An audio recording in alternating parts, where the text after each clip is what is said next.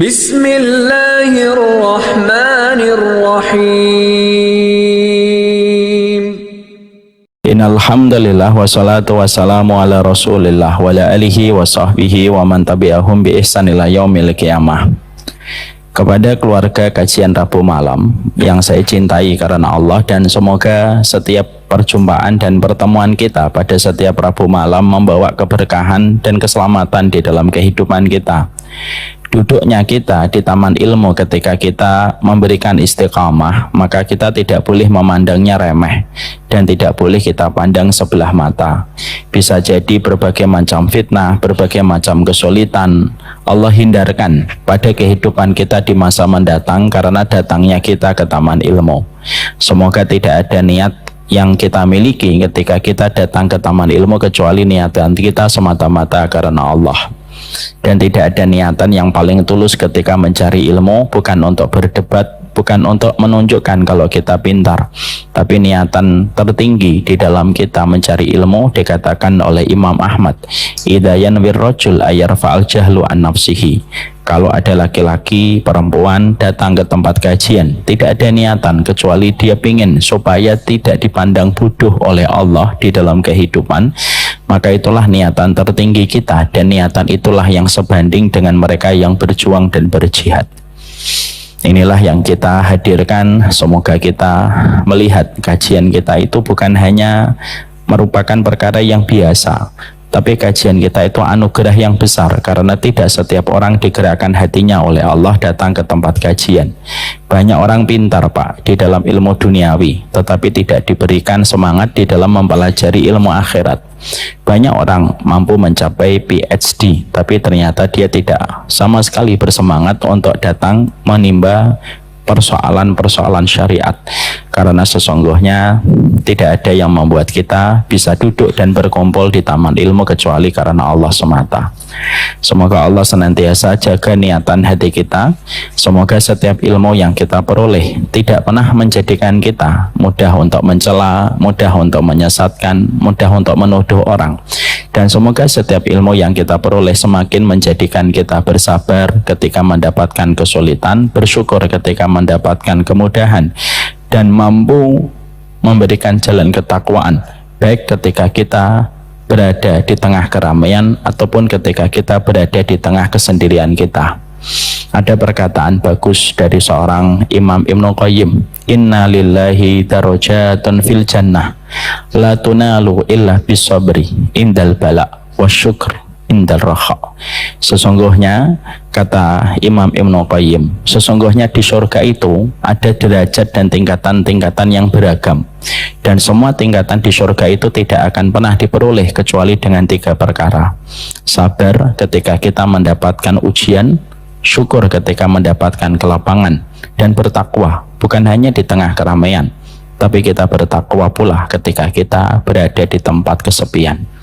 Inilah yang menjadikan kita senantiasa berdoa, semoga Allah memberikan keikhlasan hati kita, dan semoga kita mampu memberikan kesyukuran dan kesabaran dalam setiap lika-liku perjalanan kehidupan kita. Amin insyaallah. Kita pada kesempatan hari ini akan melanjutkan materi pada surat Al-Maidah ayat yang ke-83. Rabbana amanna faktubna ma'asyahidin.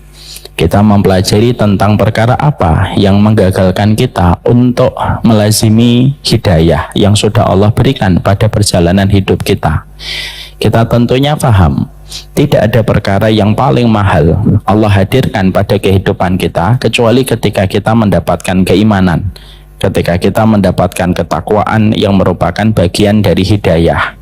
Dan kita tentunya harus mengerti apa saja perkara yang bisa merenggut hidayah pada perjalanan kehidupan kita, karena sesungguhnya orang yang paling telanjang itu bukan mereka yang tidak memiliki pakaian. Orang yang paling telanjang itu adalah orang yang Allah berikan kepadanya pakaian iman, Allah berikan kepadanya pakaian takwa, tetapi dia melepaskan satu persatu pakaian ketakwaan, pakaian keimanan yang sudah Allah berikan kepadanya. Maka itu adalah bentuk ketelanjangan yang paling nista dan paling tercela pada kehidupan manusia. Inilah yang menjadikan kita pada kesempatan malam ini kita akan menyempurnakan kajian kita Setelah kemarin kita membahas 2 poin penting, apa sih yang menjadikan kita ketika sudah mendapatkan pakaian ketakwaan, pakaian keimanan, lalu pakaian itu terlepas dari kehidupan kita. Yang pertama, disebabkan karena kesombongan pada ketaatan dan kesombongan pada ibadah yang kita lakukan di dalam kita menghambakan diri kepada Allah. Jangan sombong, dan sombong itu merupakan penyakit buruk yang bisa menimpa kepada siapapun. Bisa menimpa kepada murid, bisa menimpa kepada jamaah, dan bisa menimpa kepada guru dan kepada seorang ulama. Ulama ketika mereka sudah terjangkiti dengan kesombongan, biasanya matinya dibiarkan oleh Allah dalam kondisi tragis. Ada ulama yang murtad, ada ulama yang tidak istiqomah berjalan di atas kebenaran, ada ulama yang terkadang omongannya di waktu dulu dan omongannya hari ini kontradiktif dengan apa yang dulu dia sampaikan.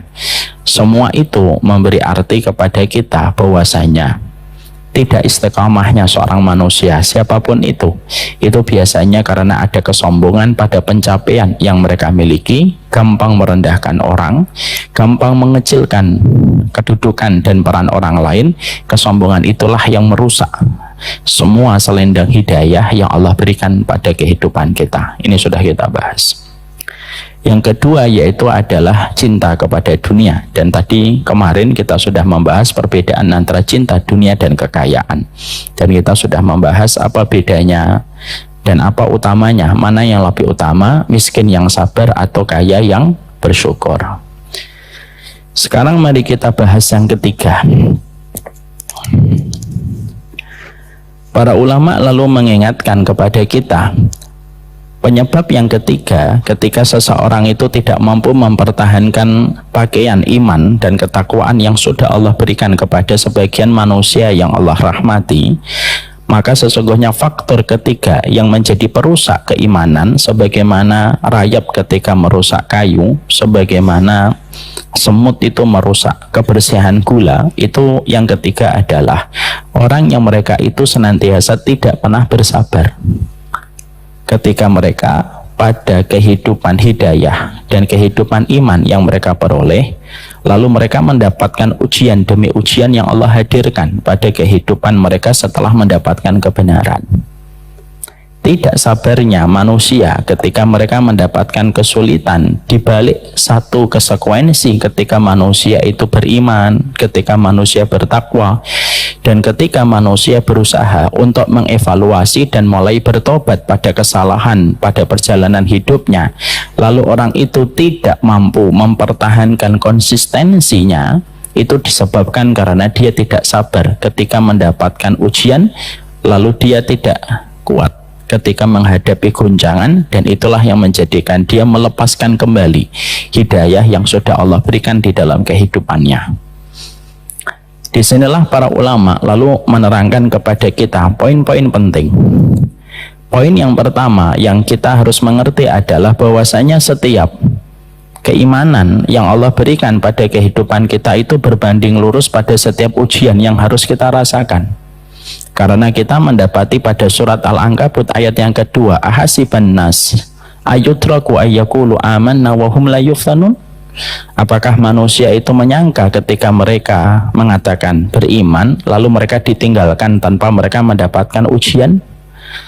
Maka surat Al-Ankabut ayat yang kedua ini merupakan jawaban jelas. Siapapun yang ingin memperbaiki hidupnya, siapapun yang ingin mengevaluasi, maka setiap evaluasi yang dilakukan manusia kapanpun dia berada, di zaman manapun dia ada, maka sesungguhnya kalau sudah berusaha untuk memperbaiki kehidupan, sudah mulai mencocokkan dengan keinginan Allah dibandingkan keinginan nafsu kita, maka yang pertama itu pasti akan kita rasakan ujian demi ujian yang Allah kirimkan untuk menguji kita pada batas mana kesabaran kita dan kejujuran kita pada ujian itu, dan mana kedustaan kita pada setiap apa yang kita sampaikan ketika beriman kepada Allah.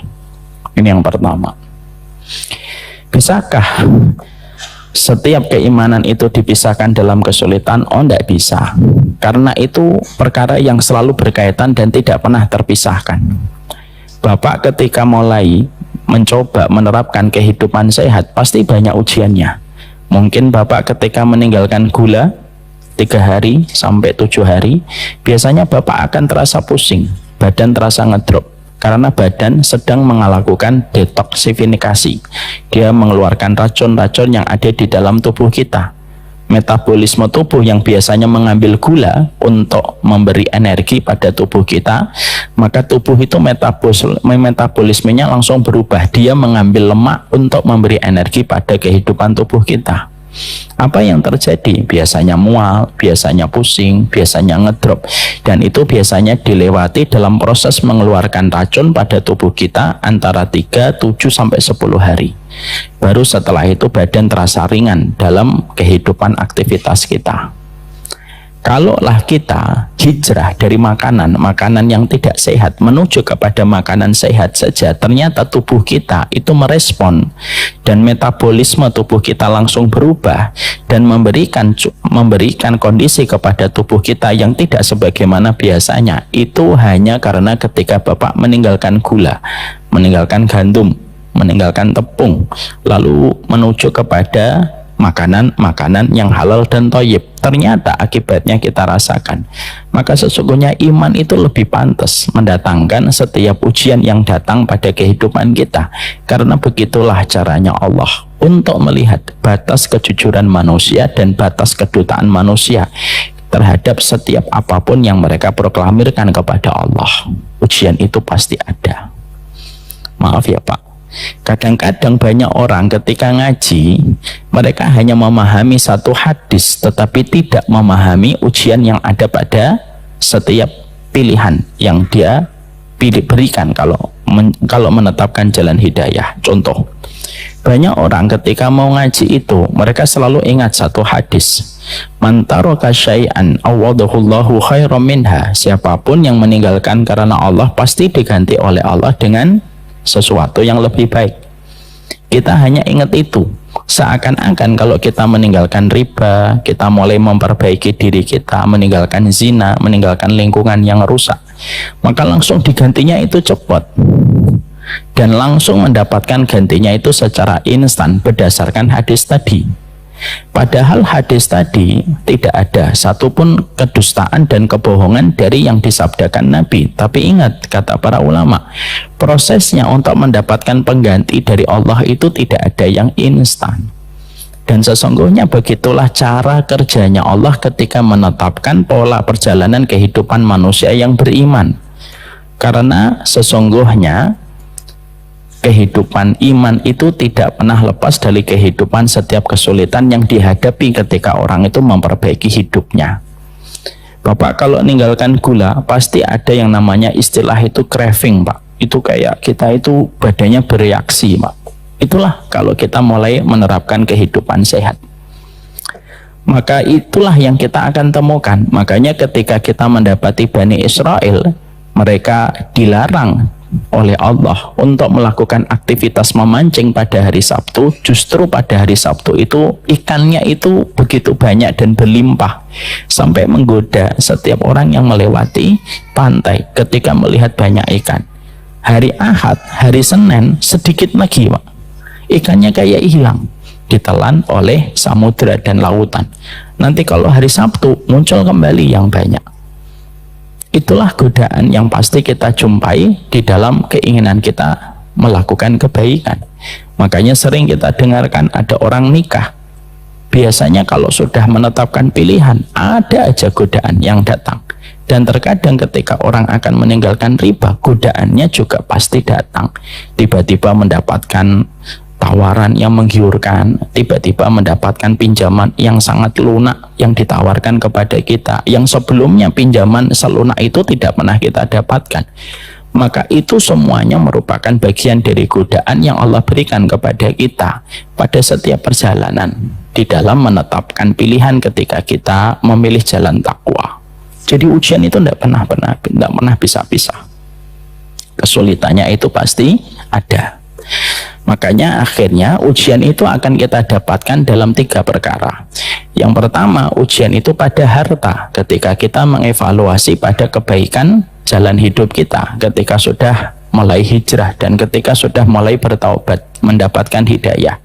Ujian pertama itu dari harta. Harta itu dikurangi, harta itu volumenya dikurangi, harta itu kuantitasnya juga tidak sama dengan kuantitas dulu ketika kita masih melakukan kemaksiatan. Yang kedua, Allah akan berikan ujian pada badan kita. Entah tiba-tiba mendapatkan satu penyakit yang tidak pernah dia dapatkan sebelumnya. Dan yang ketiga, ujian itu datang pada keluarganya. Jadi inilah tiga perkara yang pasti akan ditemukan manusia ketika mereka menetapkan perjalanan hidayah, di mana hidayah itu tidak akan melepaskan kita dari ujian dalam tiga perkara ini.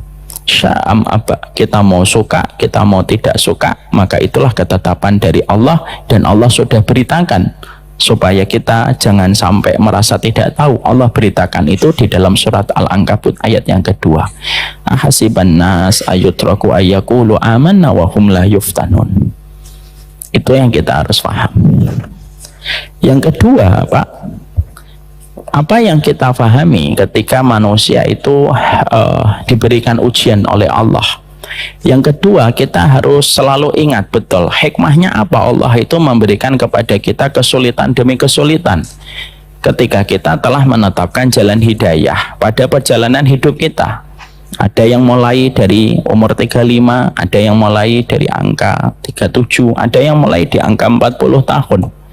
Maka sesungguhnya ketika kita menetapkan jalan hidayah yang sudah Allah berikan kepada kita, semenjak Bapak mengikuti kajian, semenjak Bapak mengetahui sunnah, setelah Bapak mengetahui tauhid dan mengetahui akidah, maka sesungguhnya kita harus paham hikmahnya apa sih Allah itu memberikan kepada kita setiap ujian yang Allah hadirkan pada kehidupan ini, setelah kita itu menetapkan kebenaran itu menjadi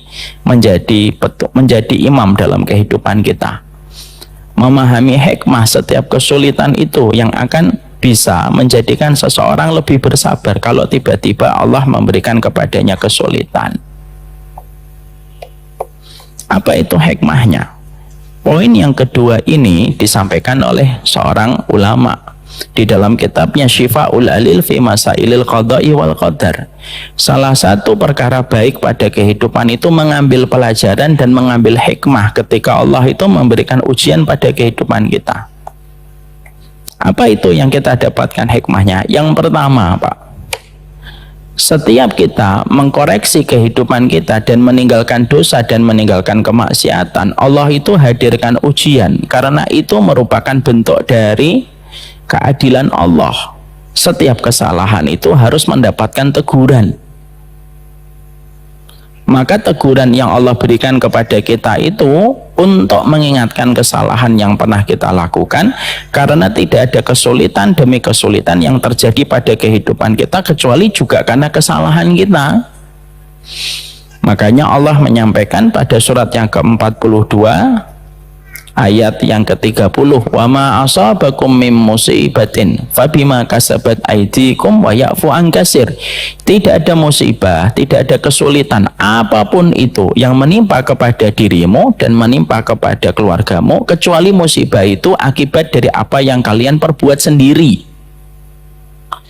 Jadi kita harus paham, Pak, kalau kita nanti melakukan kesalahan, entah melakukan riba, entah melakukan zina, atau berbagai macam dosa yang dilakukan, lalu kita bertobat, itu tidak berarti bahwasanya tobat kita itu tidak mendatangkan kesulitan. Allah datangkan kesulitan atas dosa yang kita lakukan. Karena apa? Kaedahnya dari Allah itu setiap kesalahan itu mendapatkan teguran dari Allah supaya betul-betul kita memiliki memori yang kuat, jangan sampai mengulang dosa itu kembali. Makanya musibah yang menimpa kepada kita, Pak, dan kesulitan yang menimpa kepada kita, jangan buru-buru menetapkan dan mengatakan diri kita itu diuji. Itu tidak baik. Cepat secara prematur mengatakan diri kita orang beriman sedang diuji dan saya adalah korban, itu tidak baik. Tapi yang paling baik itu adalah ketika kita mendapatkan kesulitan, kita kembalikan pada surat Asy-Syura ayat yang ke-30. Tidak ada kesulitan yang menimpa kepadamu kecuali karena perbuatan kalian sendiri. Sehingga ketika kita bertobat dari dosa, lalu kita mendapatkan kesulitan, kita harus yakin betul bahwasanya kesulitan itu datang untuk mengganti kesalahan yang pernah kita lakukan, supaya kita itu memiliki memori yang kuat terhadap kesalahan itu ketika kesalahan itu mengundang kesulitan di dalam kehidupan kita selaku manusia. Jadi musibah demi musibah yang menimpa kepada kita itu langsung kita kembalikan kepada diri kita dan Allah. Jangan buru-buru menetapkan dan mengatakan diri kita adalah orang yang beriman ketika diuji. Betul, kita memang tidak boleh putus harapan dan prasangka baik kita kepada Allah, benar. Tapi prasangka baik bahwasanya kita diuji itu tidak boleh menghilangkan sikap terbaik seorang mukmin itu untuk mengkoreksi dan mengevaluasi apa yang terjadi pada hidupnya. Kenapa? Tidak ada musibah kecuali musibah itu terjadi karena kesalahan kita. Jangan sampai Pak, kualitas kita memaknai hidup itu kalah dengan kualitas kantor ketika melewati berbagai macam kondisi. Kantor itu kalau tiba-tiba ditutup tahun 2024 dan mereka mendapatkan kerugian, kantor itu tidak akan mengatakan ya sudahlah ini ujian. Enggak. Kantor itu pasti akan mengadakan meeting secara mendadak, secara darurat. Lalu di dalam meeting itu mereka nanti akan dibebankan dengan pertanyaan, kenapa kita menutup tahun 2024 mengalami kerugian sampai 1 miliar? Kalau ada perusahaan ketika profitnya turun tetapi tidak mengevaluasi, ya tidak akan pernah menjadi perusahaan yang kuat untuk melewati berbagai macam guncangan ekonomi, Pak. Artinya koreksi itu tetap harus dilakukan. Makanya ketika kita mendapatkan seseorang, ketika kita mendapatkan kesulitan demi kesulitan setelah kita bertobat, itu konsekuensi logis dari dosa yang kita lakukan, dari maksiat yang kita kerjakan. Allah berikan kesulitan dulu atas dosa yang pernah kita lakukan walaupun kita bertobat, supaya kita memiliki memori yang kuat bahwasanya dosa itu memang tidak enak dan dosa itu menyulitkan kehidupan kita sendiri. Jadi tidak bisa ya Pak, kalau orang bertaubat langsung dia nanti dimudahkan oleh Allah. Kan kalau sudah taubat dimudahkan oleh Allah, betul. Tapi kapan dimudahkannya oleh Allah kita harus ingat. Kalau setiap orang yang bertaubat langsung dimudahkan oleh Allah dan tidak mendapati konsekuensi pahitnya dari dosa yang dia kerjakan, maka dia akan tergiur melakukan dosa lagi. Karena apa? Karena merasa bahwasanya dosa yang telah dia lakukan itu tidak mengundang konsekuensi apapun. Bapak mendapati ataupun saya mendapati anak saya nakal, lalu kenakalannya sudah melampaui batas, lalu saya tidak memberikan hukuman ataupun punishment kepada anak saya, kemungkinan besar anak saya akan mengulang kembali kesalahan itu karena merasa apa? Oh, bapak saya nggak ngasih saya hukuman apa-apa kok. Tapi ketika anak kita kasih punishment, kita kasih hukuman yang sifatnya mendidik mereka, lalu mereka harus disiplin misalkan untuk menebus kesalahannya, kesalahan itu yang ditebus dengan hukuman yang dia rasakan itu menjadikan dia itu betul-betul ingat bahwasanya kesulitan yang dia peroleh itu tidak lain karena mudahnya hawa nafsu dia melakukan kemaksiatan itu yang harus diingat. Misal Bapak, ada seorang suami berzina, ketahuan istrinya, lalu istrinya diajak bicara oleh suaminya. Suaminya mengatakan, aku bertaubat ya, aku sudah menyesal gitu. Lalu istrinya begitu gampang memaafkan terhadap perkara dosa besar, lalu ya sudahlah nggak apa-apa. Kemungkinan suaminya akan berzina itu lebih besar lagi. Karena apa? Merasa bahwasanya istrinya bisa menerima kesalahan dia. Tapi ketika sang istri mencoba memberikan syarat kepada suaminya bahwasanya kalau kamu betul-betul bertobat mas, ganti handphone kamu. Kalau kamu betul-betul bertobat, kamu tidak boleh melakukan ini dan melakukan itu. Dan akhirnya sang suami menepati janjinya untuk disiplin ketika dia ingin menebus kesalahannya. Maka ketika dia tergoda dengan dosa kembali di masa mendatang, maka dia itu akan berpikir gitu, wah dulu saya ketika zina ketahuan betapa beratnya saya meminta maaf kepada istri saya, dan saya tidak mau itu terulang kembali. Ketika dia ingat betapa beratnya kesulitan yang dia rasakan ketika dulu mendapatkan dosa itu pernah dilakukan olehnya. Itulah hikmahnya yang pertama. Jadi tidak bisa dikatakan bahwasanya orang bertobat itu langsung dimudahkan oleh Allah. Bapak ingat kisah nyata dari seorang sahabat yang bernama Ka'ab bin Malik. Ka'ab bin Malik ini merupakan seorang sahabat yang tertinggal dalam perang Tabuk. Tertinggal dalam perang Tabuk. Padahal beliau tidak punya track record meninggalkan peperangan bersama Nabi. Bahkan dalam perang Tabuk, sampai beliau itu ketika mempersiapkan peperangan Tabuk itu, beliau mempersiapkan 2 tunggangan. Saking beliau itu tidak ingin ketinggalan. Qadarullah ketika akhirnya pasukan itu berjalan, persiapan dari Ka'ab bin Malik itu semakin santai. Karena Ka'ab bin Malik ini termasuk seorang sahabat yang agak menunda-nunda segala sesuatu yang baik. Akhirnya tertinggal. Dan ketika tertinggal itu sampai akhirnya balik, maka beliau termasuk orang yang tidak mengikuti perang Tabuk, Pak. Maaf ya Pak, dalam kehidupan sirahnya Nabi, kalau ada orang tidak mengikuti perang, cuma 2. Dia punya udzur, atau yang kedua, dia pasti orang munafik. Maka ketika Nabi sudah jauh gitu, dan Ka'ab bin Malik menyadari kalau dirinya tidak bisa menyusul Nabi, pada saat itulah dadanya itu sesak. Karena dia tahu yang tertinggal di Madinah cuma 2, orang yang punya udzur atau orang munafik. Ketika Nabi pulang dari Tabuk, salah satu peperangan berat yang dilewati Nabi, dan ketika pulang, Nabi kebiasaannya kalau sebelum pulang masuk ke rumahnya, kebiasaan Nabi sholat 2 rakaat di Masjid Nabawi. Ini juga jadi sunnah untuk kita, Pak. Kalau harus pergi keluar kota, mampir dulu ke masjid sebelum pulang ke rumah kita. Nabi sholat 2 rakaat. Ketika Nabi sholat 2 rakaat di Masjid Nabawi, satu persatu orang-orang munafik itu datang kepada Nabi dan menyatakan udzur kenapa mereka tidak mengikuti peperangan. Dan Nabi langsung memaafkan satu persatu mereka. Dan Nabi berkata, urusan hati mereka aku kembalikan kepada Allah. Ka'ab bin Malik bersama dengan 2 sahabat yang lainnya, mereka tahu bahwasanya berbohong itu mudah bagi mereka, tapi mereka juga mengimani kebohongan mereka itu tidak bisa dilakukan di hadapan Nabi, karena pasti Allah akan menjelaskan hakikat hati mereka kepada Nabi. Maka Ka'ab bin Malik ketika akhirnya berjumpa dengan Nabi, Nabi bermuka masam, Pak. Nabi bermuka masam. Lalu Nabi berkata kepada Ka'ab bin Malik, "Nabi, kenapa kok enggak ikut perang Tabuk?"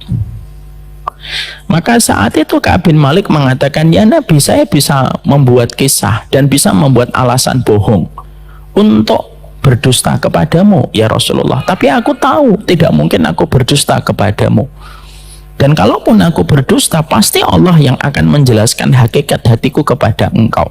Maka Ka'ab bin Malik sama Hilal bin Umayyah sama Mararah itu berkata kepada Rasulullah, aku tidak punya udzur apapun ya Rasulullah, memang aku yang salah, males mempersiapkan dan akhirnya ketinggalan.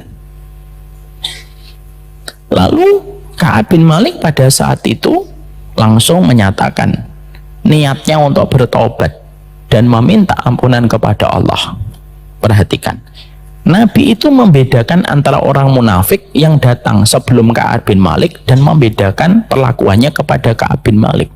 Orang-orang munafik sebelum Ka'ab bin Malik langsung dikasih oleh Nabi, ya sudah, sana, nggak apa-apa. Kadang-kadang orang munafik itu kalau mereka melakukan kejahatan itu tidak langsung diberikan hukuman oleh Allah. Kenapa orang munafik kalau melakukan kemaksiatan tidak langsung dihukum oleh Allah? Imam Ibnu Katsir berkata, karena Allah ingin melipat gandakan hukuman kepadanya nanti di akhirat. Masya Allah, na'udzubillah min dzalik. Beda dengan Ka'ab bin Malik. Ka'ab bin Malik ketika menyatakan taubat pada saat itu, apa yang keluar dari kalimat Nabi? Yang keluar dari kalimat Nabi itu hukuman berat, Pak. Ya sudah, kalau memang kamu tidak punya udzur dan kamu meminta ampunan dan kamu jujur dalam imanmu, maka kita boikot selama 40 hari. Kami dan para sahabat tidak berinteraksi kepada dirimu. Coba, Pak. Padahal beliau jujur menyatakan orang munafik sebelum Ka'ab bin Malik justru enggak mendapatkan hukuman, Pak. Justru yang mendapatkan hukuman itu 3 orang, Ka'ab bin Malik, Hilal bin Umayyah, dan kemudian Mararah. Dan itu diboikot, Pak, selama 40 hari. Itu namanya hajar di dalam Islam. Bukan hajar ya, Pak, hajar. Dihajar dia selama 40 hari. Dan 2 sahabat yang lainnya ini karena agak mulai sepuh, ya mungkin kayak Pak Haiban gitu ya, agak sepuh. Jadi terasa sekali sedihnya. Buat pantun atau tidak itu enggak tahu, enggak ada insya Allah. Beda dengan Ka'ab bin Malik, Pak. Ka'ab bin Malik tetap dia datang ke masjid, tetap ke pasar. 2 sahabat itu enggak kuat, Pak. Sedih mereka, enggak ke pasar. Kecuali hanya datang ke masjid, di jalan enggak ada satupun yang menyapa. Tidak ada satupun yang menyapa. Tolhah itu merupakan keponakannya Ka'ab bin Malik pun tidak menyapa. Antum bisa bayangin, Pak. Saya datang ke Masjid Al-Falah lalu Pak Haiban tidak nyapa saya. Mending buat pantun, nyapa aja enggak. Kan rasanya enggak enak. Dan itu terjadi 40 hari. Setelah 40 hari saat itu Ka'ab bin Malik betul-betul menyangka hukumannya sudah selesai. Ternyata datang seorang sahabat dan menyampaikan kepadanya, "Ndak, hukumannya ditambah. Kamu harus menjauh dari istrimu." Masya Allah, istrimu tidak diperkenankan untuk berinteraksi kepada dirimu. Lihat kejujuran dari Ka'ab bin Malik. Ka'ab bin Malik tanya, "Saya ceraikan atau saya hanya menjauh, atau dia yang menjauh dari diriku?" Maka sahabat yang membawa pesan dari Nabi mengatakan, "Ndak, tidak perlu diceraikan. Kamu menjauh dan kamu tidak boleh berinteraksi, ngobrol, ngomong dengan istrimu." Masya Allah, Pak, tidak boleh ngomong sama istri. Itu namanya bukan pusing 7 keliling, Pak, itu pusing 24 keliling gitu. Maka akhirnya ditambah sampai 10 hari, Pak. Ketika sampai dunia itu terasa sempit sekali oleh Ka'ab bin Malik, barulah pada saat itu turun kabar pengampunan dari Allah. Ketika Allah menyampaikan tobatnya Ka'ab bin Malik bersama dengan sahabat yang 2, itu betul-betul diterima oleh Allah. Saking senangnya Ka'ab bin Malik saat itu langsung menjumpai Nabi. Lalu ketika berjumpa Nabi bertanya, "Apakah kabar pengampunan ini datang darimu ya Rasulullah, ataukah datang dari Allah langsung?" Turun langsung dari Allah. Saking senangnya Ka'ab bin Malik, Pak, beliau melepaskan bajunya lalu diberikan kepada orang yang memberitakan kabar kalau taubatnya itu telah diterima. Padahal dia lupa, dia tidak punya baju saat itu kecuali itu doang. Coba, Masya Allah ya, sahabat itu sederhana sekali. Ketika ngerasa lu tidak ada baju, dia tahu saya nggak punya baju yang lain, dia pinjam baju dari sahabat yang lain. Sehingga akhirnya taubatnya itu diterima sama Allah. Kisah yang kita peroleh dan kisah yang kita dapatkan dari kisahnya Ka'ab bin Malik itu menjelaskan kepada kita kesulitan itu datang pada kehidupan kita disebabkan karena akibat dosa yang kita lakukan. Supaya setiap manusia itu memiliki memori yang kuat pada kesalahan itu, ketika kesalahan itu menyebabkan banyak kesulitan dalam kehidupan orang yang beriman. Makanya Nabi Adam semenjak beliau diturunkan oleh Allah dari surga, tidak sama sekali beliau menyentuh harta yang haram dan tidak sama sekali menyentuh makanan yang haram. Karena apa? Karena Nabi Adam merasakan beratnya hukuman yang beliau rasakan. Diturunkan dari surga, dipisahkan dari istrinya selama 200 tahun, baru ditemukan setelah 200 tahun baru berjumpa kembali. Memorinya Nabi Adam tentang kesulitan yang beliau rasakan dibalik satu dosa yang beliau kerjakan itu menjadikan Nabi Adam tidak akan pernah melupakan masa-masa itu. Itulah Pak, kenapa kita itu harus paham. Kenapa orang bertobat itu diuji? Kenapa? Kalau kita tidak paham akarnya, kita itu menyangka, oh saya sudah tobat kalau malah nggak baik-baik hidup saya.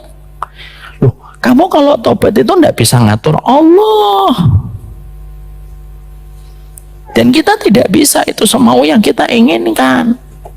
Ada orang tobat langsung diberikan kemudahan. Ada. Dan itu kehendaknya Allah, dan Allah tidak pernah diprotes oleh makhluknya. Tapi lazimnya orang kalau bertobat itu pasti akan diberikan berbagai macam kesulitan. Orang Pak kalau ingin meninggalkan, misalkan ada orang dia ingin meninggalkan misalnya rokok, karena dia batuk-batuk, sesak dadanya, dan ketika malam itu sering tidak bisa nafas dengan normal. Ketika dia kebanyakan ngerokok, ingatan kepada batuk-batuknya itu yang akan menjadikan dia tidak mau mendekati rokok. Coba kalau orang ngerokok tidak diberikan sakit, ya dia akan terus ngerokok. Jadi begitulah yang kita harus mengerti, bahwasanya hikmahnya apa sih ujian ini Allah berikan kepada kita kesulitan, supaya ingat dosa itu, kita muhasabah, kita evaluasi dosa itu, dan kalau kita sudah muhasabah, akhirnya kita nanti akan ringan muhasabah kita di hadapan Allah. Bapak ketika misalkan jarang sholat, naudzubillah min dzalik, akhirnya anaknya ketika diajak ke masjid susah. Akhirnya bapak itu tahu, ya Allah, ternyata dulu ketika saya sering meninggalkan sholat itu, sekarang saya mendapati susahnya mengajak anak saya sholat. Sehingga akhirnya itu yang membuatnya itu akan terus mengkoreksi, mengevaluasi di dalam kehidupan. Ketika hikmah pada setiap kesulitan yang Allah berikan kepada kita itu, setiap kita bertobat itu melahirkan hikmah supaya kita tidak gampang mengulang dosa. Jadi kalau ada di antara bapak ninggalin yang haram, sekarang susah kondisinya, ya udah, terima dulu. Itu karena akibat dari perbuatan kita sendiri, supaya kita ingat jangan dosa, karena dosa itu merumitkan dan menyulitkan pada kehidupan kita sendiri. Ya. Jadi Allah tidak salahkah kalau memberikan ujian setelah kita bertobat, setelah kita mendapatkan hidayah, Allah berikan kepada kita ujian? Allah tidak salah. Yang salah itu ketika kita tidak menangkap pesan. Kenapa Allah menyulitkan kita setelah bertaubat? Ini perlu saya sampaikan ulang. Karena apa? Banyak orang kalau bertaubat itu lupa dan suka banget untuk tidak mau menemui ujian itu. Tidak sedikit ikhwan, tidak sedikit laki-laki Pak yang sedang diuji oleh Allah, mendapatkan kesulitan ketika setelah bertobat datang dan berkata, kenapa ujiannya nggak selesai-selesai Ustadz ya? Tapi yang jelas takaran kesulitan kita itu sepanjang dosa-dosa kita, itu saja. Berarti kalau memang belum selesai, berarti cara kita, berarti dosa kita itu masih ada beberapa bagian yang belum ditebus dengan kesulitan itu. Dan baru ketika sudah ditebus dengan kesulitan, barulah nanti kita akan selesai dari ujian tersebut. Itulah ujian. Kayak penjara Pak. Penjara itu bisa menjadikan orang itu ingat kembali kesalahannya. Dan dia akan mikir 1000 kali ketika dia akan melakukan kesalahan kembali. Saya dulu pernah korupsi, dihukum 10 tahun dan tidak mendapatkan remisi dan tidak mendapatkan gerasi. 10 tahun saya kesulitan berjumpa dengan anak saya. Itu kan akhirnya dia mikir Pak, ketika satu waktu dia mendapatkan kesempatan untuk mendapatkan harta yang haram, dia ingat, oh 10 tahun saya harus menebusnya di sel dan bui ketika tidak bisa ketemu keluarga. Itulah maksudnya Allah, supaya orang beriman jangan gampang-gampang ulang lagi kesalahan dan dosa. Itu yang kita harus paham. Hikmah yang kedua, kenapa Allah itu memberikan kesulitan dalam kehidupan kita? Setelah itu kita mendapatkan kesulitan demi kesulitan terjadi pada kehidupan kita. Yang kedua, hikmahnya itu apa? Karena sesungguhnya setiap musibah dan setiap ujian yang Allah hadirkan kepada kita, Allah itu mencintai orang yang bertaubat. Dan ketika Allah mencintai orang yang bertaubat, maka sesungguhnya Allah sulitkan hidupnya supaya tidak jatuh cinta kepada dunia. Karena biasanya dosa itu selalu ada kaitannya dengan dunia. Ketika kita dikasih ujian oleh Allah dan kesulitan setelah bertaubat, supaya akhirnya tidak jatuh cinta kepada dunia dan akhirnya kembali menuju kepada Allah dan rindu kepada kehidupan akhirat, sehingga dia akan kembali ke akhirat, Pak. Kenapa? Ya ujiannya dunia itu dia rasakan dan menjadikan tidak nyaman, Pak. Orang yang bertobat itu dikasih guncangan oleh Allah supaya dia tidak nyaman dengan pesona dunia. Karena dunia itulah yang menjadikan dia terperosok kepada maksiat. Sehingga Allah larang dia untuk jatuh cinta lagi kepada dunia. Allah sulitkan, Allah berikan ujian pada hartanya, Allah berikan ujian pada dirinya, Allah berikan ujian pada keluarganya. Supaya apa? Supaya dia tidak mencintai dunia secara berlebihan dan membenci kematian. Karena orang yang jarang diuji oleh Allah, kalau bukan orang yang dirahmati oleh Allah, orang yang jarang diuji oleh Allah itu dia mencintai kehidupan dan membenci kematian. Itu orang munafik. Makanya akhirnya orang beriman, termasuk di dalamnya orang yang taubat. Yang kedua, kalau dia bertaubat, Allah berikan ujian. Kenapa Allah berikan ujian itu? Karena ujian itu menjadikan dia tidak terserang kepada kecintaan pada urusan duniawi secara berlebihan. Akhirnya apa? Dia kerasan. Dan saya sudah pernah menyampaikan di sini kan, kalau kita naik mobil, Pak, diguncang-guncang, kita pengen segera turun. Kalau kita naik pesawat turbulence, Pak, kita itu pengen turun. Coba kalau kita naik pesawat turbulence, ada nggak yang mengatakan, ayo pilot teruskan terus? Nggak ada. Kalau kita sedang turbulence itu kita tuh pengen, ya Allah bisa nggak ya turun di sini aja. Bahkan kita kalau boleh berteriak, kita teriak sama pramugarinya, minta ini dong parasut, kayak bisa terbang aja. Karena kita nggak nyaman sekali. Allah jadikan orang yang bertobat, lalu dia mendapatkan hidayah, lalu dia bertobat, Allah berikan ujiannya supaya itu mengkuatkan dia untuk cinta kepada urusan akhirat. Sehingga kecintaan akhirat itu harus ada momentum, Pak. Kita tuh tidak mungkin cinta akhirat kalau tidak ada, kalau kita tidak memiliki, kalau tidak mendapatkan rahmatnya Allah. Dan untuk menjadikan kita bisa cinta kepada akhirat, menebal kecondongan kita kepada akhirat, itu perlu momentum. Dan momentum yang Allah hadirkan itu kapan? Biasanya ketika kita diuji. Itu momentum paling tepat untuk mulai merasa hambar dengan dunia dan mulai cinta kepada akhirat. Jadi Allah berikan ujian itu supaya momentum orang itu mencintai kehidupan akhiratnya dan mencintai kehidupan kematiannya, karena dia tahu ya kehidupan dunia ya begini-begini aja. Orang itu kalau ada momentum, Pak, itu biasanya cepat ketika dia ketika dia memperbaiki hidupnya. Momentum itu saat yang tepat, Pak. Contoh, Bapak ketika mau bertobat diundur-undur. Bapak ketika mau tobat diundur-undur, mau meninggalkan riba lah besok deh, mau meninggalkan riba besok deh, meninggalkan riba besok Tiba-tiba Bapak jam 12 malam handphonenya berdering, Pak, dikabarkan, Bang, iya Ibu meninggal, Bang.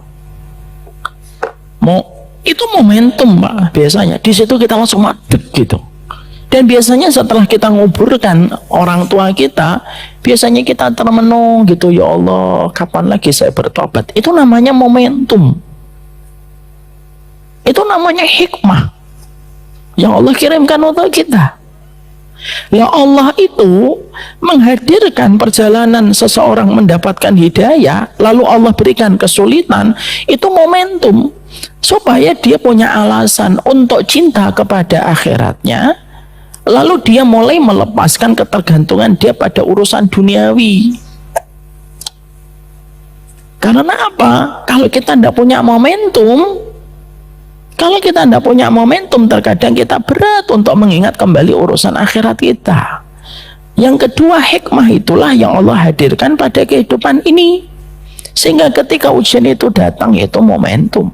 Makanya maaf ya, berapa banyak orang yang sakit ketika didiagnosa oleh seorang dokter, itu momentum dia kembali sama Allah. Saya tuh banyak menemukan orang kalau bertaubat mendapatkan hidayah kembali gitu. Saya tanya, kenapa Pak bertaubat dan hijrah? Jawabannya adalah, iya Ustadz, saya didiagnosa dengan sakit ini dan sakit itu. Itu momentum.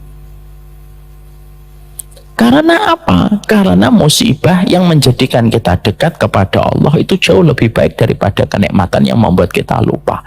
Dan saya sering sampaikan di sini kan Pak, kadang-kadang dinding rumah sakit itu lebih merekam orang yang khusyuk berdoa dibandingkan dinding-dinding masjid. Kenapa? Karena yang di rumah sakit itu sedang diuji oleh Allah, dan terkadang yang di masjid itu sedang mendapatkan kenikmatan. Kelapangan itu terkadang menjadikan kita lupa dengan Allah, tetapi kesempitan terkadang menjadikan kita justru mengingat Allah. Makanya kata Umar, musibah yang mengingatkan aku kepada Allah lebih aku cintai daripada kenikmatan yang membuatku lupa. Walaupun kalimat ini indah, kalau diterapkan tidak semudah yang kita bayangkan. Ya. Maka yang kedua, kenapa Allah uji orang yang tobat? Itu momentum supaya akhirnya dia tidak jatuh cinta kepada urusan duniawinya. Itu hikmah yang kedua. Yang ketiga, kata para ulama, kenapa Allah itu memberikan kesulitan terkadang setelah kita bertobat? Ada yang dimudahkan, ada yang disulitkan. Tapi kenapa ada sebagian orang atau sebagian besar orang yang bertobat itu mendapatkan kesulitan setelah dia bertobat sebelum nanti mendapatkan kemudahan? Yang ketiga, untuk membedakan dan mencirikan kita orang yang beriman untuk tidak sama dengan orang-orang yang memiliki track record kemaksiatan yang terlalu banyak ataupun orang munafik. Orang munafik itu kalau mereka melakukan kesalahan, mereka tidak akan pernah ditegur oleh Allah di dunia. Itu orang munafik, Pak. Jadi orang munafik itu banyak salah, banyak maksiatnya, sudah dibiarkan oleh Allah.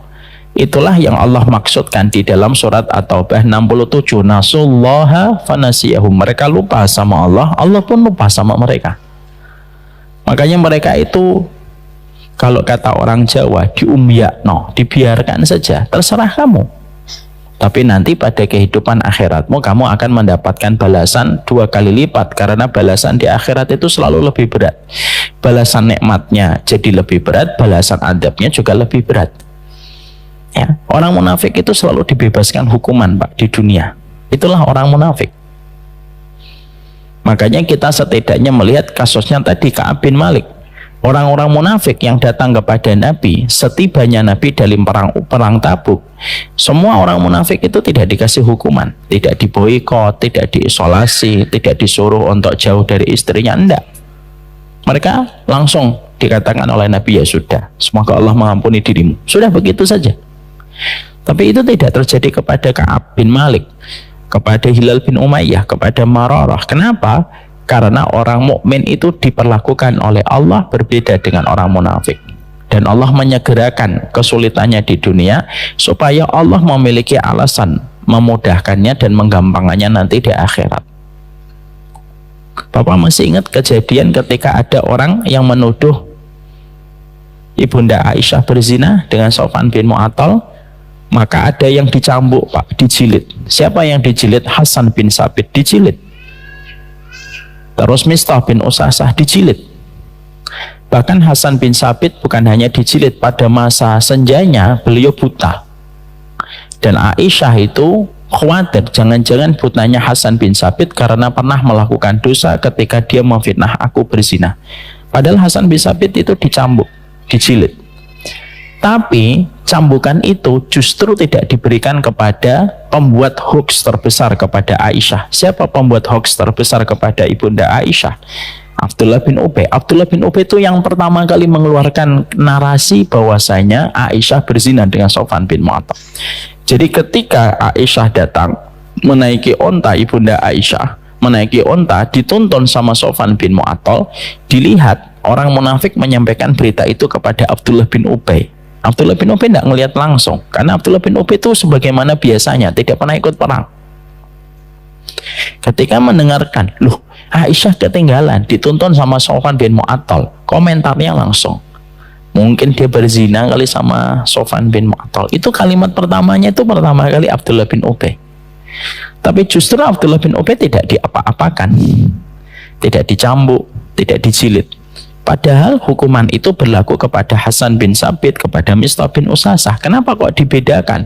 Begitulah cara kerjanya Nabi, dan begitulah Allah memperlakukan orang munafik. Dibiarkan sebagaimana mereka lupa sama Allah, Allah pun melupakan mereka.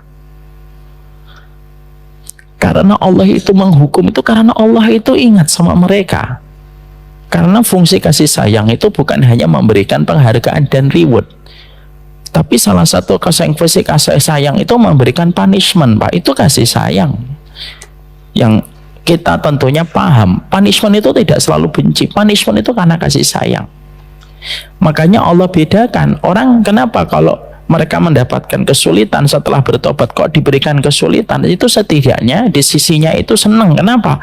Oh, berarti saya tidak munafik insya Allah.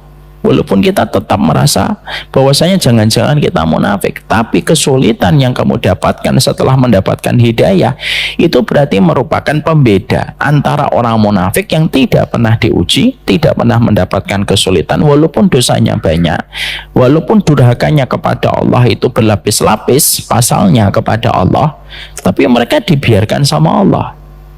Berarti orang ketika dia hijrah, taubat, mendapatkan hidayah, meninggalkan riba, meninggalkan yang haram, lalu mendapatkan turbulence, setidaknya dia lega.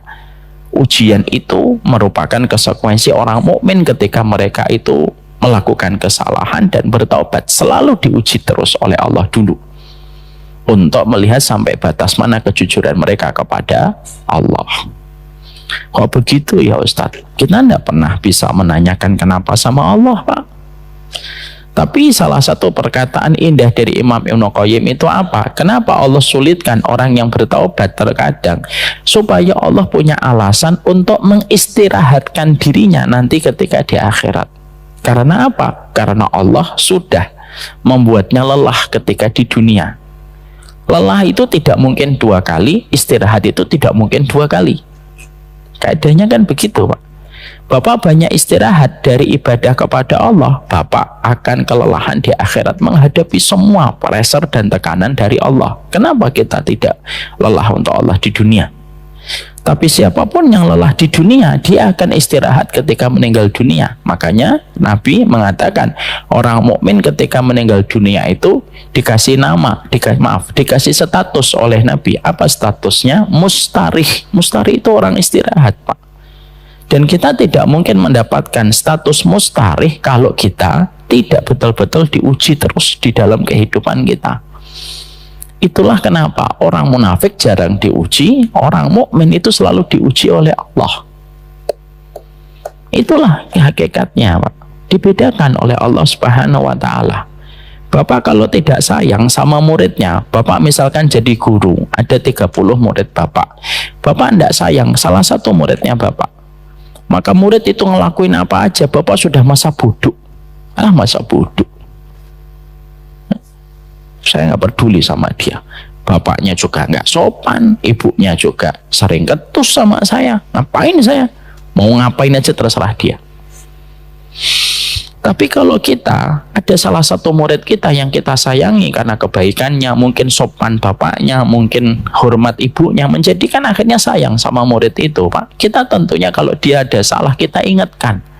Walaupun terkadang kita berikan hukuman harus nulis, harus membaca, harus menghafalkan, itu karena wujud kasih sayang.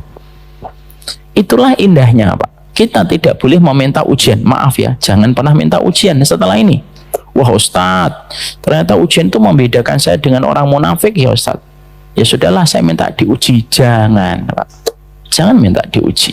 Nggak ada sunnahnya minta diuji. Tapi sikap kita kalau ujian itu datang harus kita pahami hikmahnya. Dan hikmah yang ketiga itu adalah dibedakan kita dengan orang munafik.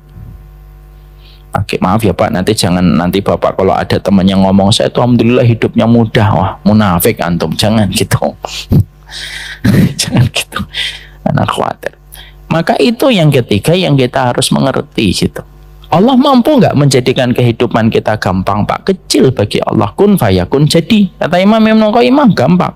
Cuma Allah itu tidak mau memudahkan orang mukmin itu hidupnya di dunia. Mudahnya itu di dunia itu tidak mau bagi Allah. Allah ingin memudahkan orang beriman itu nanti di akhirat. Itu kaidahnya Allah. Kenapa? Karena nikmatnya kehidupan setelah di akhirat itu tidak bisa dibandingkan dengan nikmatnya kehidupan ketika di dunia, Pak. Kok bisa, Ustadz? Iya, karena Allah memiliki 100 rahmat. Satu rahmatnya Allah bagikan kepada kita di dunia, Pak. Kita bisa merasakan sayang sama istri, anak cinta sama kita, kita rindu dengan pantunnya Pak Haiban. Itu karena rahmat. Yang rindu-rindu, yang enggak gitu. Maka itu satu rahmat, Pak. 99 rahmat itu tidak Allah berikan di sini, tapi Allah berikan nanti di akhirat. Dan biasanya balasan terbaik itu selalu diberikan yang terakhir. Kalau ada perlombaan, Pak, yang diumumkan langsung oleh MC itu harapan 3 atau juara 1, selalu harapan 3 dulu. Harapan 3, harapan 2, harapan 1, juara 3, juara 2, baru puncaknya. Nah, inilah juara nomor 1, itu selalu terakhir, Pak. Makanya ada kata-kata yang sering beredar ketika kita dulu ngelihat film, lakon itu pasti menangnya terakhir, kan begitu. Rambo itu pertama pasti kalah, Pak. Saya bisa nebak film Rambo itu. Pertama masuk penjara, diintimidasi, dipukuli, strateginya salah. Itu pertama. Saya apal film Hollywood itu. Tapi selalu lakonnya itu nanti diletakkan menang itu terakhir. Lakon itu terakhir karena penutup itu terbaik. Allah itu sama, Pak. Kenapa Allah itu membuat kesulitan bagi orang yang bertaubat? Supaya Allah punya alasan memberikan kenikmatan maksimal pada kehidupan kelak di akhirat ketika dia merasakan kemudahan setelah Allah menyulitkannya. Karena sekali lagi kaidahnya, kesulitan tidak mungkin 2 kali, kemudahan tidak mungkin 2 kali. Sebagaimana hadis qudsi yang disampaikan oleh Rasulullah Shallallahu Alaihi Wasallam, di hadis qudsi itu apa? Wala ajma ala abdi amnaini wala ajma'u wala ujmi'u ala abdi amnaini wala ujmi'u ala abdi khaufaini. Aku tidak mungkin, kata Allah, memberikan kepada kalian keamanan 2 kali, dan aku tidak mungkin memberikan kepada kalian ketakutan 2 kali. Kaidahnya selalu begitu. Saya lelah, Bapak lelah, Ibu lelah di dunia, tidak mungkin lelah lagi nanti di akhirat. Itu berarti Allah tidak punya rahmat kalau kita kelelahan itu double-double. Kalau kita lelah di dunia, istirahat di akhirat selama lelahnya untuk Allah. Kalau kita takut sama Allah, Pak, nggak mau dosa, nggak mau maksiat, walaupun dipandang orang itu dosa biasa, nggak mau saya takut sama Allah. Ketakutan kita berbuah ketenangan dan keamanan ketika kita mati. Kaedahnya begitu. Makanya kenapa orang-orang munafik itu dibiarkan sama Allah walaupun dosanya banyak. Walaupun orang munafik kelihatannya bertaubat dengan lisannya, bukan dengan hatinya, itu pun tidak dikasih oleh Allah hukuman. Akhirnya apa? Dia ngulang-ulang lagi, Pak. Bapak tahu, orang yang tidak ikut perang Tabuk yang kita baca di dalam sejarah, itu orang yang sama, Pak. Itu orang-orang yang sama yang ketika dalam perang Uhud di perjalanan mereka belok pulang ke kota Madinah. Sama orangnya, tidak pernah berubah-ubah. Emang ada berapa ratus orang munafik di Madinah, Ustaz? Hanya Rasulullah yang tahu dan Hudzaifah ibnul Yaman yang tahu. Hanya 2 orang ini yang paling tahu. Ya. Hatta Abu Bakar dan Umar pun tidak pernah tahu siapa list orang munafik yang pernah hidup pada zaman Nabi.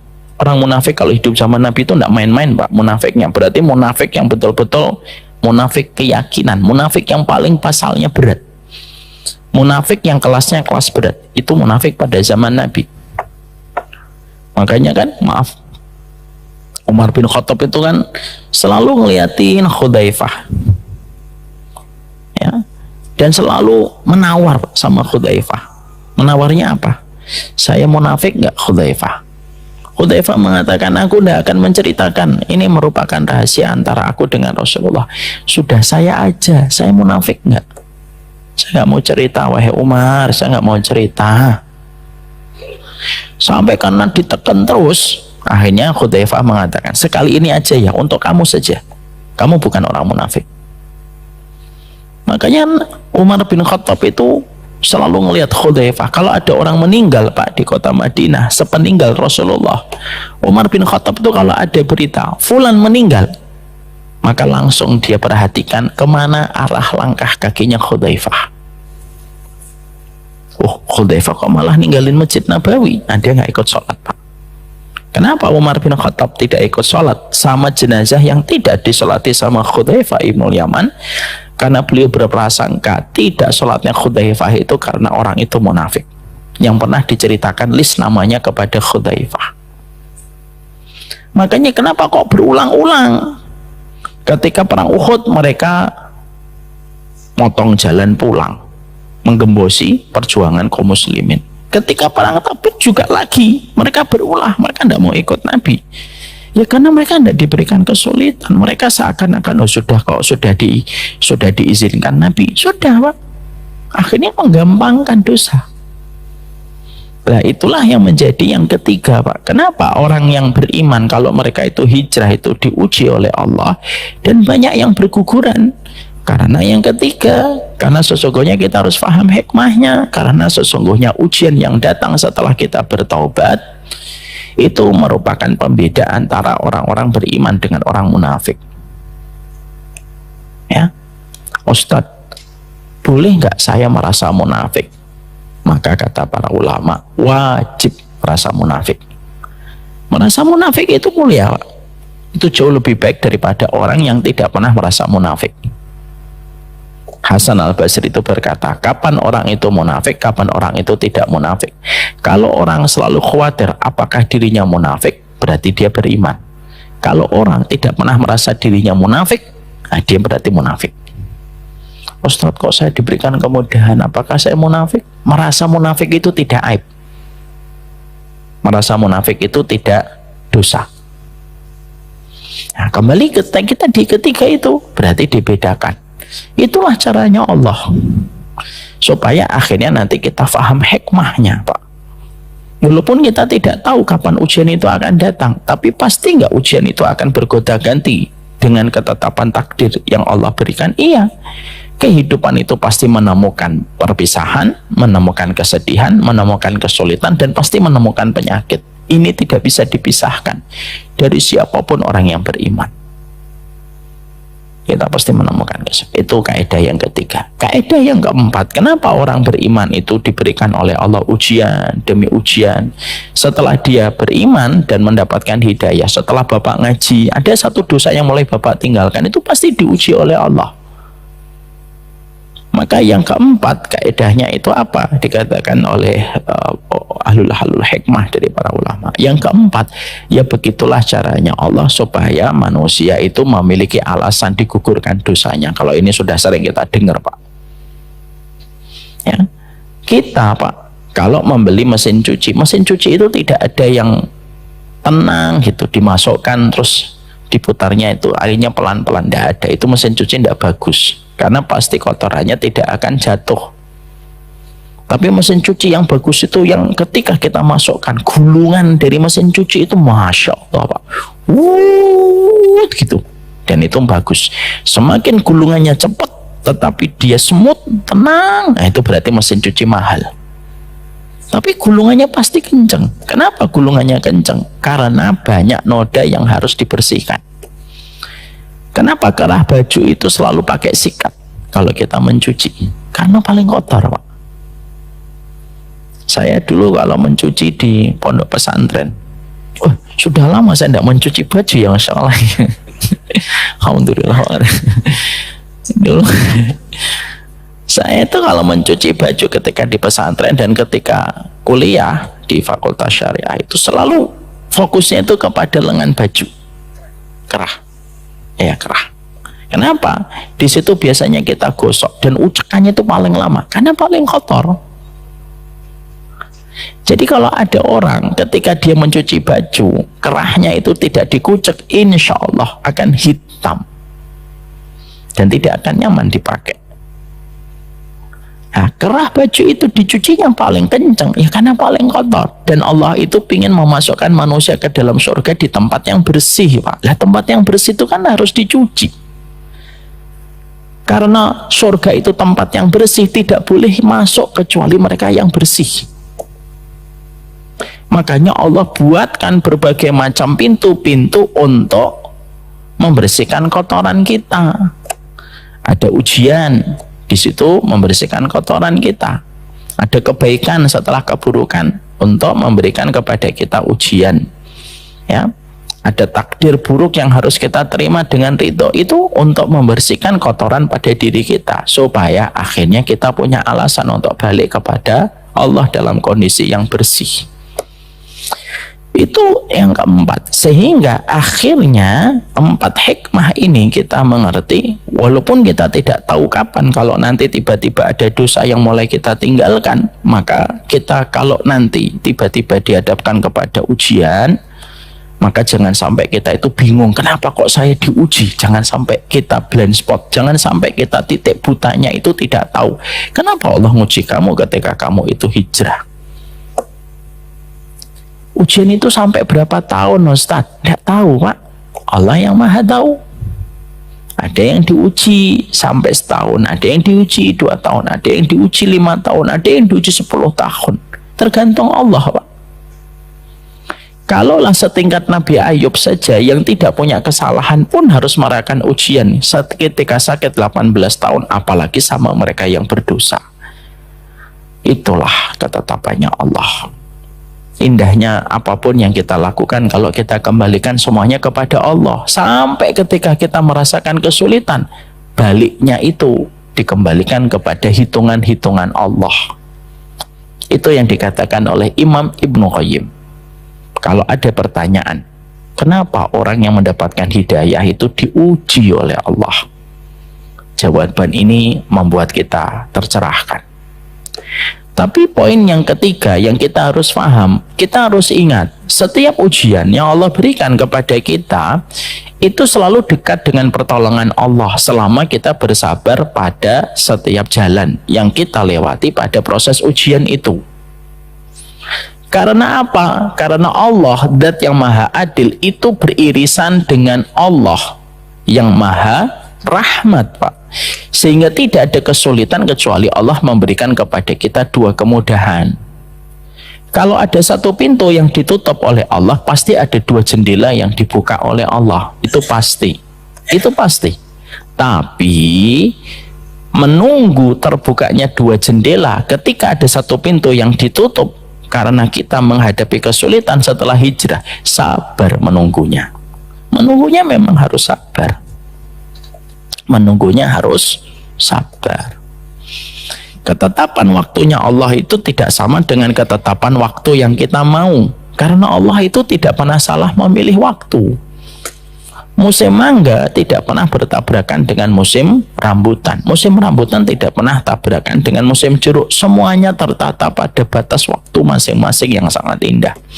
Maka pasti orang yang diuji, kenapa dia diuji mendapatkan 4 hikmah tadi, tapi kita harus ingat kata Imam Ibnu Qayyim, pasti nanti datang kemudahan. Cuma datang kemudahan itu yang terkadang kita tidak tahu pastinya itu kapan. Allah yang menentukan. Di balik 1 pintu ada 2 jendela yang dibuka oleh Allah. Ketika 1 pintu itu ditutupkan oleh Allah, kapan Allah itu akan memberikan kepada kita biasanya pertolongan? Ketika puncak-puncaknya ujian, lalu tidak ada harapan yang kita miliki kecuali Allah. Lah, pada saat itulah pertolongan Allah itu datang. Kalau manusia sudah tidak ada lagi harapan kecuali Allah semata. Kapan Allah memberikan pertolongan kepada Ibunda Maryam? Ketika Ibunda Maryam sudah tidak punya harapan apapun kecuali hanya Allah. Satu-satunya harapan. Fa'aja'ahal makhadu ila jid'in nakhlati qalat ya laitani mittu qabla hadha wa kuntu nasyam mansiya. Saat itu kan Ibunda Maryam itu sandar ke pohon kurma dan berkata, coba saya mati saja dan dilupakan manusia. Coba saya mati saja dan dilupakan manusia. Itu puncaknya. Allah yang paling tahu.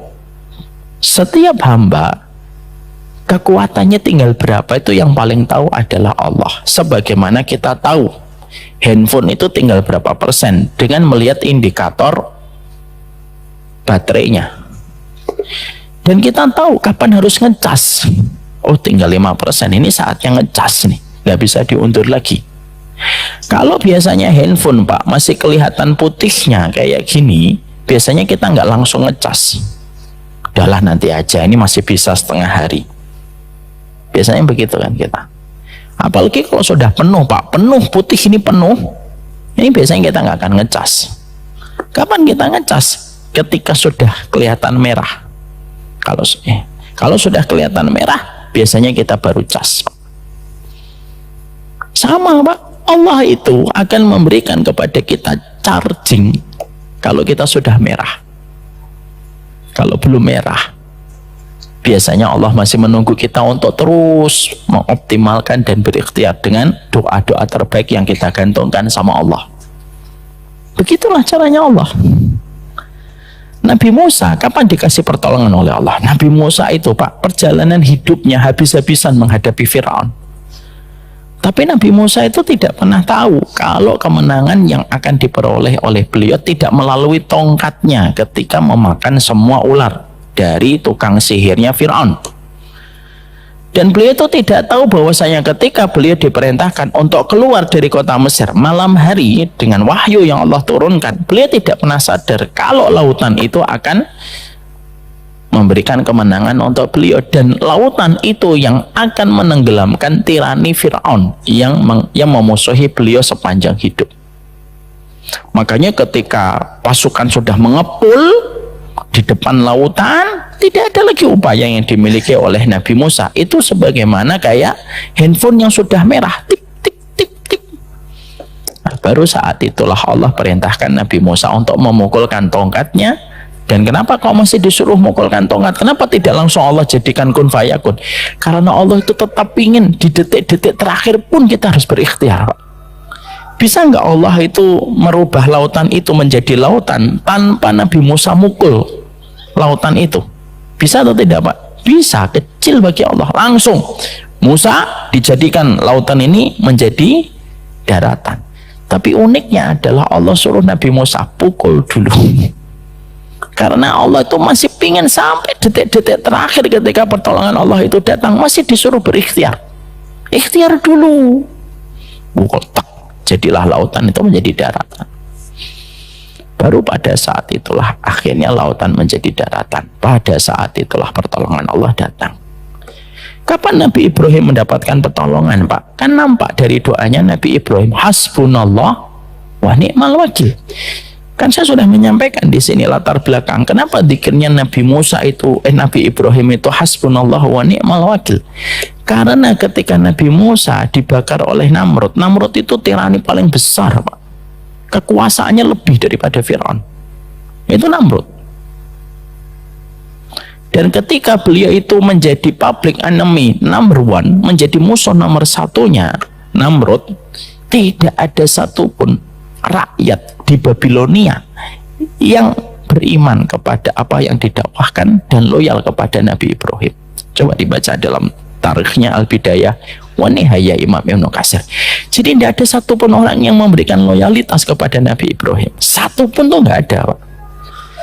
Makanya Imam Ibnu Katsir menceritakan, kan, yang diceritakan itu adalah bahwasanya ada seorang kakek, bahwasanya ada seorang nenek-nenek yang buta di pinggir hutan itu ketika mendengar Ibrahim itu dibakar, nenek-nenek itu sedih dan berkata, gara-gara aku buta tidak bisa nyumbang kayu untuk membakar Ibrahim. Sampai permusuhan dan kebencian orang kepada Nabi Ibrahim itu betul-betul mendarah daging. Sampai orang yang jauh dari pusat kota Babilonia mendengar berita bahwasanya Ibrahim itu dibakar, itu dia sedih gara-gara butanya tidak bisa ikut nyumbang kontribusi untuk memberikan kayu membakar Nabi Ibrahim. Coba, ketika Nabi Ibrahim itu sudah dalam kondisi tidak ada satupun yang bisa dijadikan harapan oleh beliau, maka doanya hasbunallah, cukuplah itu dari Allah, Wa ni'mal wakil, sebaik-baik pertolongan datang dari Allah, baru Allah turunkan pertolongan. Jadi orang kalau diuji, Pak, lalu ujiannya sudah setahun, 2 tahun, kok belum dapat? Karena Allah masih melihat ada energi pada hidup kita, sehingga Allah masih ngasih kepada kita kesempatan, ayo terus dapatkan kebaikan, terus pundi-pundi kamu supaya terus dapat kebaikan.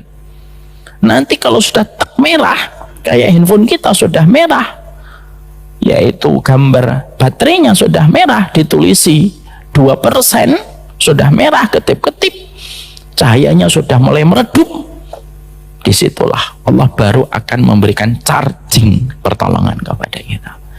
Ini sama kayak, kurang lebihnya analogi sederhananya kayak kita sama handphone. Handphone kalau putih kita nggak ngecas, Pak, males. Kalaupun ngecas juga kita nggak terlalu buru-buru. Tapi kalau sudah merah kita buru-buru, karena kita akan mendapati telepon yang penting yang kita tunggu. Itu yang ketiga. Jadi yang ketiga poin ini juga kita harus paham bahwasanya Allah itu memberikan kepada kita pasti pertolongan. Tidak mungkin Allah menyulitkan terus, dan tidak mungkin Allah memudahkan terus. Dan itu yang kita harus mengerti. Ya sudahlah, sudah hampir 8:30. Kelihatannya Pak Hiban sudah menemukan pantun sebagai penutup kajian kita malam kali ini. Tapi kita harus paham yang ketiga, gagalnya orang menjaga hidayah itu apa? Tidak sabar ketika sedang diuji oleh Allah Subhanahu wa Ta'ala. Saya mengatakan ini tidak mudah. Karena apa? Semoga kita dikuatkan di balik setiap kata-kata dan ilmu yang sudah kita peroleh, karena biasanya Allah akan memberikan kepada kita ujian dengan ilmu yang Allah berikan kepada kita. Jangan takut sama di ujian. Yang kita takutkan adalah ketika tidak mendapatkan pertolongan ketika diuji. Ya. Semoga Allah menggenggam hati kita di dalam perkara yang Allah ridhai. Dan semoga Allah menggenggam hati kita pada perkara-perkara keridhaan dan perkara ketakwaan. Ini yang ketiga yang menyebabkan orang tidak mampu istiqomah menggenggam hidayah, ilmu yang Allah berikan kepadanya. Yang keempat, apa yang Allah akan berikan kepada kita? Apa yang menjadi sebab kita tidak mampu menggenggam selendang hidayah pada kehidupan kita? Yang keempat, penjelasan indah dari ulama yang akan kita sampaikan pekan depan insyaallah. Barakallahu fikum. Ini yang dapat saya sampaikan. Saya ingin mendoakan bapak-bapak yang sedang diuji dengan ujian hutang, semoga segera diberikan pertolongan oleh Allah untuk membayar hutangnya. Semoga yang sedang mendapatkan kesulitan diberikan kemudahan. Semoga yang sedang mendapatkan ujian diringankan beban ujiannya. Dan semoga ketika kita mendapatkan penyakit, Allah berikan kesembuhan yang tidak meninggalkan bekas dan sisa pada apa yang kita rasakan. Semoga Allah kabulkan permohonan kebaikan kita, dan kita punya Allah di mana kita tidak pernah kecewa berharap kepada Allah. Wassallallahu ala nabiyina Muhammad walhamdulillahirabbil alamin. Mari segera kita balik ke istri kita tercinta dan menjadi support system terbaik kita. Pak Hiban ini harus ketemu Bude karena dia sudah rindu. Semoga Allah memberikan kebaikan untuk kita dalam setiap kebaikan kita. Wassallallahu ala nabiyina Muhammad walhamdulillahirabbil alamin. Subhanakallahumma wa bihamdika asyhadu an la ilaha illa anta astaghfiruka wa atubu ilaik.